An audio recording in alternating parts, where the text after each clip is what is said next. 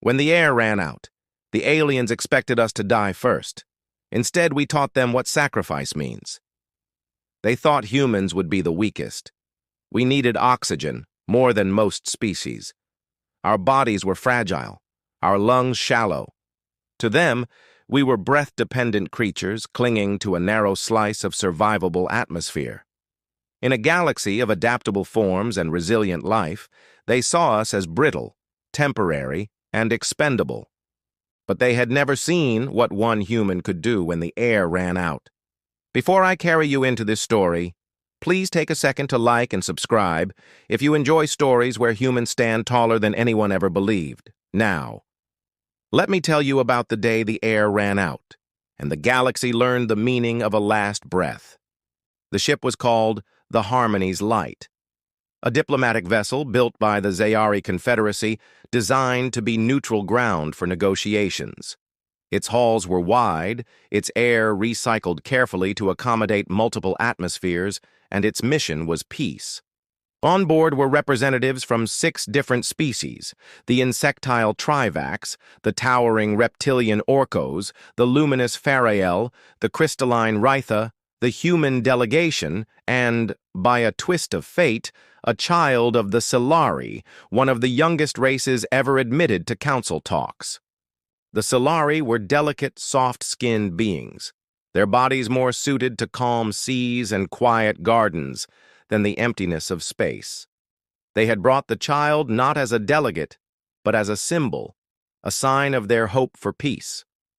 And then disaster struck. The Harmony's light passed through the Ashen Corridor, a stretch of unstable space littered with debris from an ancient war. It should have been safe. The navigational charts were clear, but fate does not respect charts. A shard of forgotten metal, miles long, tore into the ship's hull. Alarms screamed. Atmosphere vented into the void. Whole compartments were sealed by emergency bulkheads, cutting survivors off from safety. When the chaos settled, only 100 remained alive, scattered through failing corridors and broken compartments. The engines were dead. The distress beacons sputtered. And worst of all, the oxygen reserves were damaged beyond repair. The air began to thin. At first, it was barely noticeable. Breathing became a little harder, voices a little hoarser. But soon, panic spread. The Trivax beat their wings desperately, their bodies requiring constant airflow. The Orcos grew sluggish, their massive lungs burning. The Solari child whimpered softly, clutching at their chest as if to hold the air inside. The Pharael glowed dimmer. The Rytha cracked faintly, their crystalline bodies losing cohesion. Even humans felt it. Lungs straining, breaths coming too fast, the gnawing ache of carbon dioxide rising. There was enough oxygen for maybe 3 days, 4 if rationed. But the nearest rescue ship was at least 5 days away. The math was simple. The ship would become a tomb. The aliens turned on each other quickly. "Ration by strength," the Orcos demanded. "Ration by logic," the Trivax hissed. "Ration by hierarchy," the Rytha intoned. Every species argued why they should be given priority.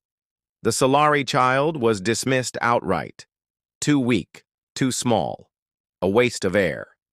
And then one voice cut through the noise. A human's. Her name was Lieutenant Mara Vey. She was not the highest-ranking member of the human delegation. She was not a decorated soldier.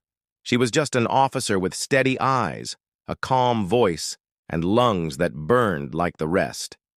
"We'll ration evenly," she said. "Every being breathes. Every being lives." The aliens laughed. Even as their chests tightened and their throats burned, they laughed. To them, it was weakness, idealism at the edge of death. But humanity held the line, and the rationing began. Hours turned into days. Breaths grew shorter, movements slower. The Pharael dimmed until their bodies barely glimmered. The Orcos collapsed into half-conscious stupors. The Solari child wheezed, eyes wide with fear, and still, Marave moved through the corridors, checking every being, making sure no one hoarded, no one was abandoned. She gave up half her ration to the Solari child without telling anyone. Every night she wheezed herself into uneasy sleep, lips blue from lack of air. The aliens noticed. They did not understand. Why waste precious oxygen on a child of another species? Why cling to fairness when survival demanded cruelty? But humans had a saying, a truth older than the stars. We are at our strongest when we protect the weakest. On the third day, the distress beacon died completely. Hope guttered like a candle. The aliens whispered their despair. It is over. We will not be saved. Better to sleep now than suffer longer. But the humans refused. They sang. Quiet, cracked, breathless songs. Ancient earth lullabies, old sea shanties, whispered fragments of hymns. Their voices filled the corridors, giving rhythm to fading lungs. The aliens listened. And though they did not understand the words, they felt the defiance. We breathe until we cannot. We hope until the end. And then came the final day. The oxygen was gone. Every breath was a knife, every word a gasp. The Solari child lay limp in Mara's arms, their tiny chest struggling to rise. The others slumped, too weak to move. Even the humans, stubborn as they were, staggered against walls, their songs silenced into desperate gulps. And Marave knew the truth. There would not be enough for the child to see rescue, unless she chose. She looked down at the Solari's wide eyes, shimmering with terror. And then she smiled, though her lips were blue, though her chest ached like fire. "It's okay," she whispered. "You'll breathe for me." And with trembling hands, she lifted her mask. She placed it over the child's face. She sealed it tight. The last of her air flowed into their lungs. The child gasped, one deep, ragged, living breath, and Mara closed her eyes. When the rescuers finally arrived, they found chaos. Bodies slumped in corners, crystals cracked, light faded. But in the center of the survivors, a Solari child breathed steadily, alive.